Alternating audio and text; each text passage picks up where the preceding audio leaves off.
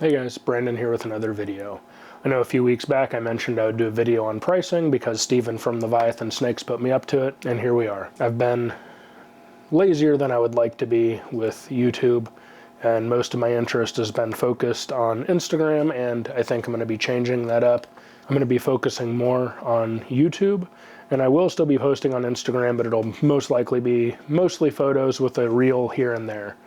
I think there is a lot more value in YouTube, and that kind of traces back into what we're going to be talking about today, which is pricing in ball pythons and how you can kind of determine where you should price your stuff at and when you can make adjustments. During the course of the video, I'm also going to be showing some of the animals that we have up on our Morph Market currently, so at least you have something nicer to look at while I'm babbling through all of this stuff. So, getting into the topic, as we've all probably spent more than our fair share on Morph Market, you would be able to tell easily that there is a lot of price disparity between animals within similar projects. So some of the things to consider when pricing your animals is the morph. So there are animals that have been around for literally decades at this point, and then there's other animals that have been around for a much shorter amount of time. Now, it might be really easy to find, say, a hypo, which is honestly one of my favorite mutations, and they're generally fairly inexpensive, so you can get a good bang for your buck with those projects.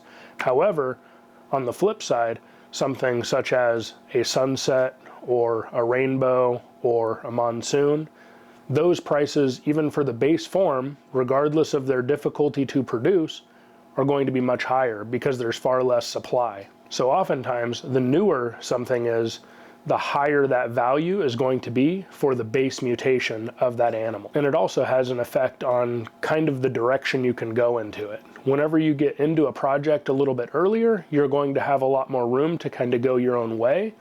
And you also have the potential to produce different things that are going to be of higher value to be able to recoup some of that investment back. Because it's going to cost the same to raise up a hypo that is fairly common versus the raising up a sunset, which is not nearly as common. Another factor to consider is the sex of an animal. So there's interesting kind of situation that happens. Whenever a project first comes out, males are often way more expensive because you need them to produce other animals, produce combos, produce hets, and so on. And females are usually either the same or slightly below. Now, once a project becomes more established and has been around a lot longer, oftentimes the females are actually going to be more valuable than the males.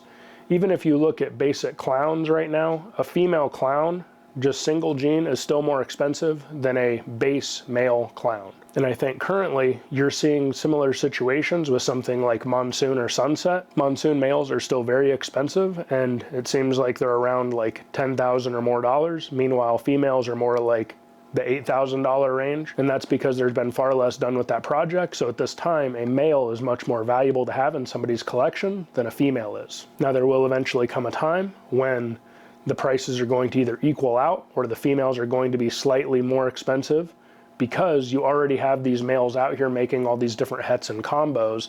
So the females then become more valuable to have because at that point you can actually have female monsoons in your collection versus hets, which is something I did last year with my sunset stuff. I actually kept back several female sunsets to replace the het sunset females I had.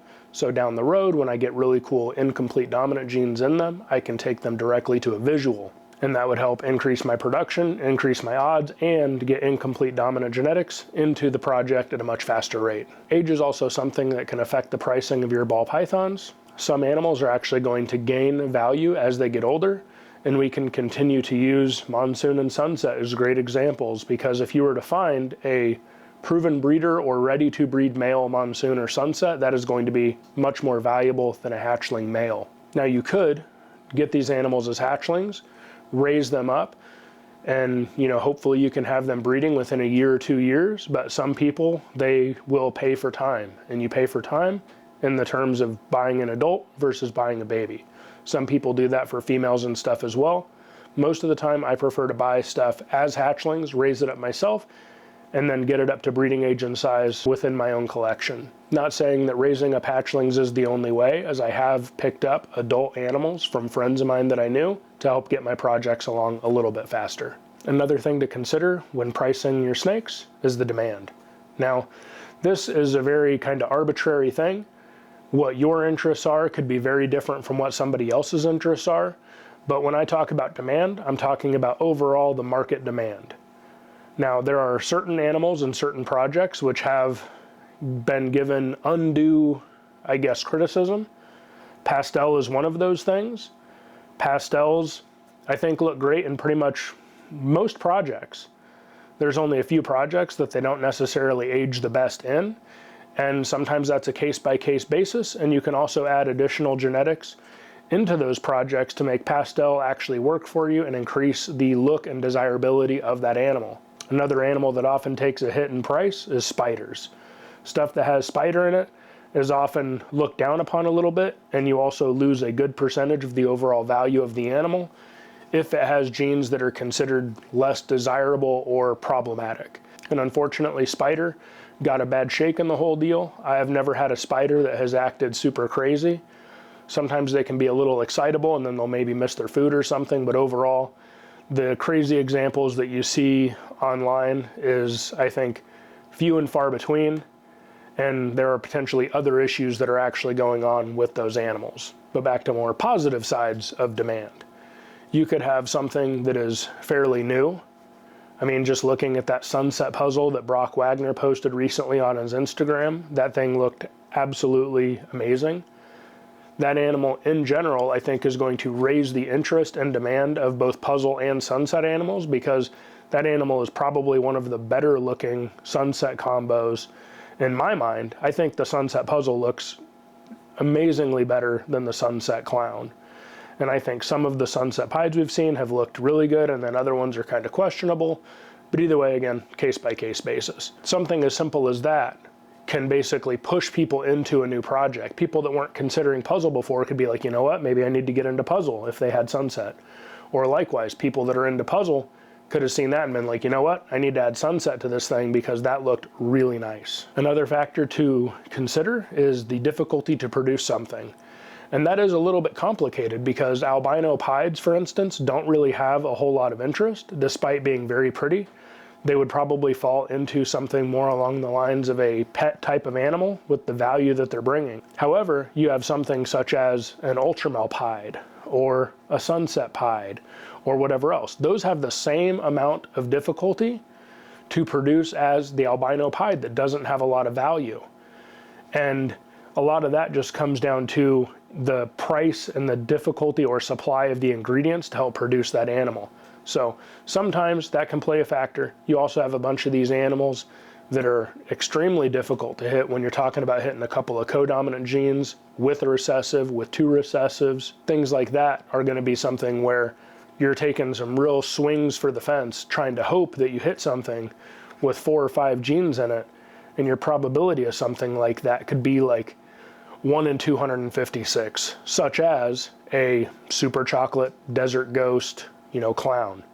Something like that. If you're trying to breed a chocolate double het to a chocolate double het, you're really swinging for the fence trying to hit 3 basically super or homozygous forms of the super chocolate, the clown, and the desert ghost. So you are increasing your difficulty.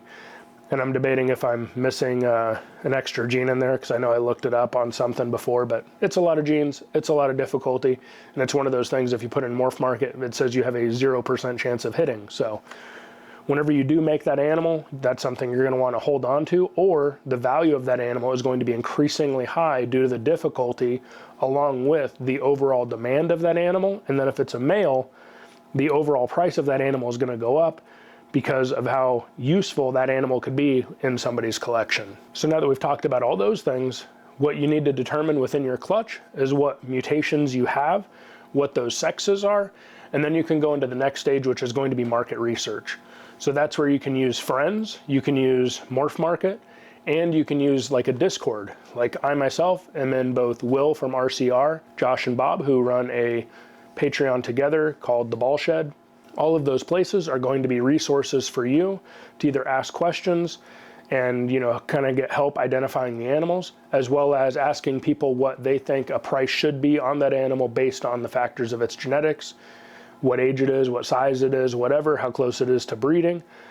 And you can kind of get an idea where to price your stuff. recently I produced some double het VPI exanthic tri-stripes, and initially I think I had the price way too high. I looked on Morph Market, I couldn't find any other things for that. The only things I could find were TSK, which overall there's less of a market share for TSK, so I priced my stuff much higher for the VPI line, and I wasn't really getting any kind of interest in it or whatever. And after talking to people in the Patreon for Will from RCR, a lot of the people in there basically said that the price should actually come down, and I adjusted my prices based on that information, which is why a tool such as Morph Market is super handy, because you can literally put in the genetics that you have specifically, or you can try and do things to find comparable genetics, such as if you produced a combo that had cinnamon in it and you couldn't find a cinnamon combo whatever, so now you look up a black pastel, and you factor in kind of the interest level between cinnamon and black pastel, and then you kind of split hairs and figure out a price based on that information that you're able to find. When looking in those places, you can also look at animals that have sold in the past to kind of help you figure that out, and it can also give you an idea of how many of those animals have actually been made available, at least within the public eye. Now once you have all that stuff situated and figured out, the next part will come to actually the selling part, or if you're the actual buyer. All of these same things are used to consider whether or not you're going to be paying a fair price for an animal. Now I know a lot of people have been on the sales train lately, and personally I'm not a huge fan of it. And the reasons why I'm not a huge fan of it is a little complicated, and people definitely have their feelings about it. I have my feelings about it. I personally think if you are constantly having sales, you are constantly devaluing your project or your animals. I think that it would be more important to price the animals accurately, and also have or be open to the room for negotiation within reason, of course. Now I say that in the sense of, and it happened last year, someone had messaged me, they liked my animals, they liked me, I had a het sunset that was available, a female, and she was, I don't know, 300 grams or something like that. They messaged me, they said, hey, so-and-so has this one that's basically the same price, and asked if I would consider like matching that price. And at the time, that worked out for me. It was a very reasonable offer. It wasn't an insulting offer, which sometimes that can rub people the wrong way too. If you come in hot and you have an animal that say is $1,000 and someone tries to offer you $250, that's an insane, 75% off of an animal. And especially if it was reasonably priced from the beginning, it's a little problematic. And whenever you do make these kind of cash offers, or when you're considering these kind of offers, I personally take into consideration, is there going to be a payment plan? Is this a straight pay situation? If it is a straight pay situation, I am far more likely to accept a reasonable offer on an animal. If it is a payment plan, ideally the price is pretty much what it's listed at, because you're basically doing a payment plan out of convenience. And a lot of the stuff, as I've said in the past, I have picked up on payment plans, because it's much easier to say buy something that's a few $1,000s over the course of a couple of payments versus just coming out all at once. Something else when you're either picking something up or selling is to consider like package deals. So if you're picking up several animals at once, oftentimes you can kind of work out a group price for different animals, as well as returning customers.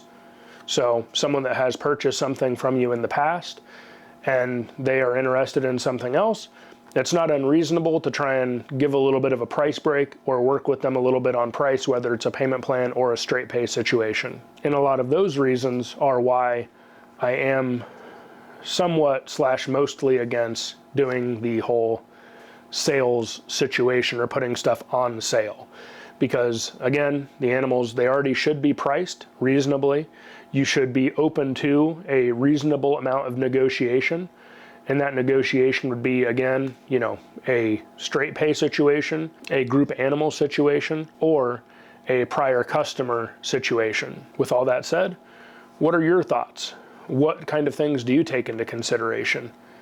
How do you feel about the sales situation that has been pushed recently? Again, I think things probably need to be priced a little bit better There are certainly animals that I have on my page that I certainly don't expect to sell on Morph Market, but you know, if I see someone posting about, hey, I'm interested in a ball python or I'm looking for a boa in like any of my local groups, I'll often just post a link to my Morph Market in that group, and then they can see some of the animals that I have that are less expensive, that I feel like are more animals for local deals, shows, or whatever, where spending $100 to ship doesn't really make much sense. So again, with all that said, leave your comments down below. Let me know what you think about pricing. Let me know what you think about the whole sales situation. Let me know what you think whenever you're trying to pick up an animal. You know, what kind of things you take into consideration there. And if I have anything that you're interested in, link is in the description to add something to a new or existing project, and we'll see you in the next video. Thanks again for taking your time to watch this.